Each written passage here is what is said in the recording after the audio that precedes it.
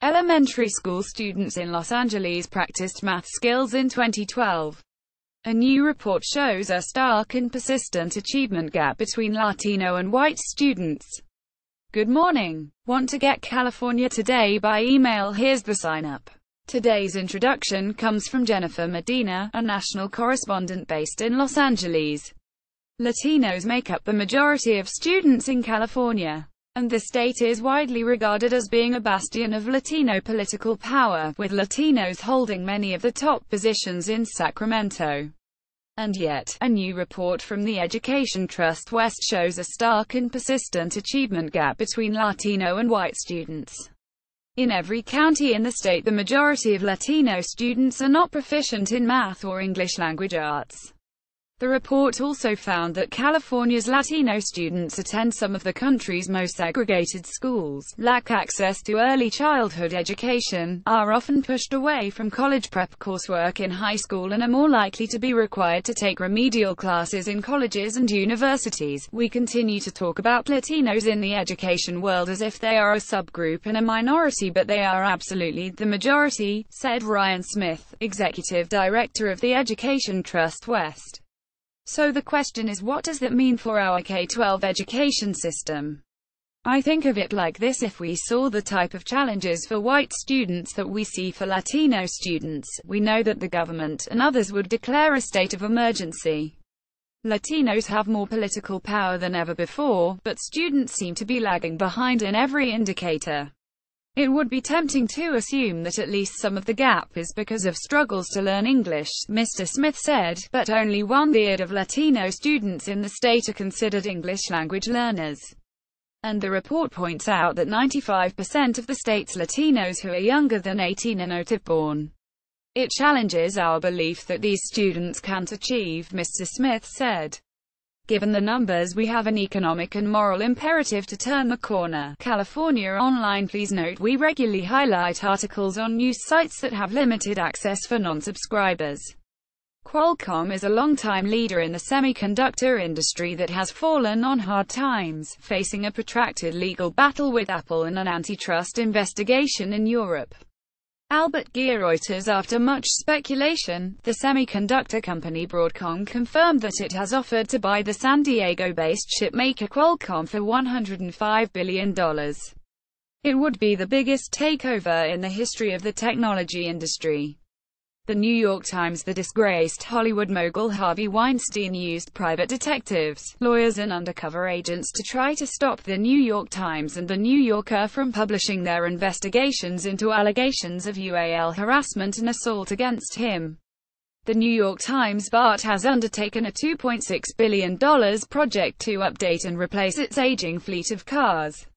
Officials had hoped to roll out the first set of new cars by Thanksgiving, but they have failed a key safety inspection, raising questions about whether that will be possible. The Mercury News. The Los Angeles Times offices in Los Angeles. The Walt Disney Company has criticized the newspaper's coverage of the company's business dealings in Anaheim, California. Emily Burl for the New York Times. The Walt Disney Company said it would once again allow the Los Angeles Times to attend press screenings of its S. The company had faced heavy backlash for its decision to block critics' access following an investigation by the newspaper into Disney's business dealings in Anaheim, home of Disneyland.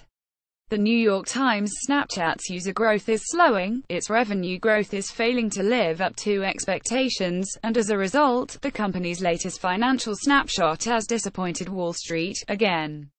The New York Times. A destructive fire in Orange County that burned more than 9,200 acres and destroyed 15 homes was ignited by embers from a previous fire, officials say. The Orange County Register. California regulators have approved a $383 million plan aimed at slowing the demise of the Salton Sea.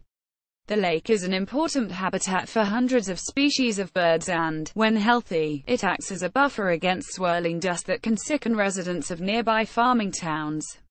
The Associated Press. 3 UCLA men's basketball players were arrested this week in China for shoplifting. The team opens its season against Georgia Tech in Shanghai later this week.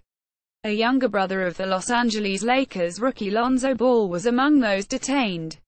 ESPN Dara Khosrowshahi, the new chief executive of Uber, introduced a new list of corporate values that strike a softer tone for a company with a combative reputation. Adriano Machado, Reuters. Uber's new chief executive, Dara Khosrowshahi, has begun the hard work of repairing his ride-hailing company's image. Among Uber's new mantras, "We do the right thing.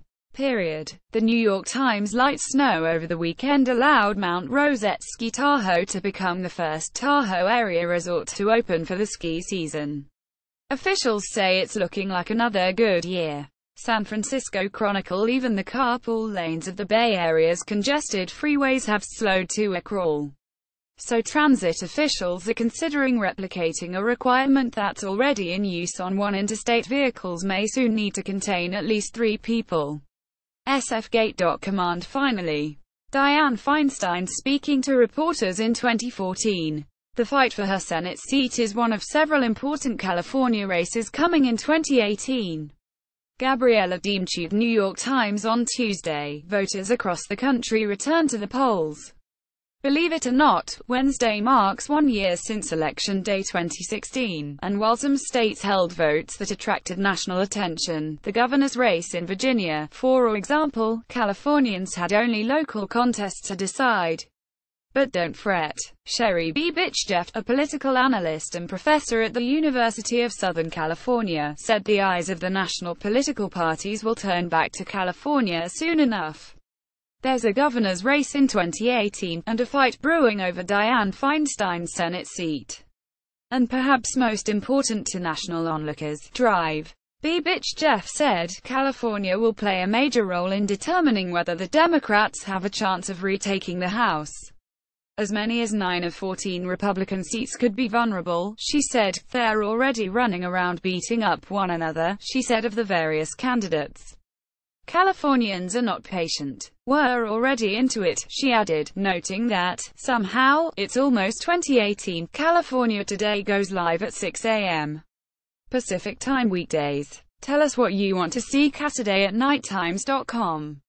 California Today is edited by Julie Bloom, who grew up in Los Angeles and graduated from UC Berkeley.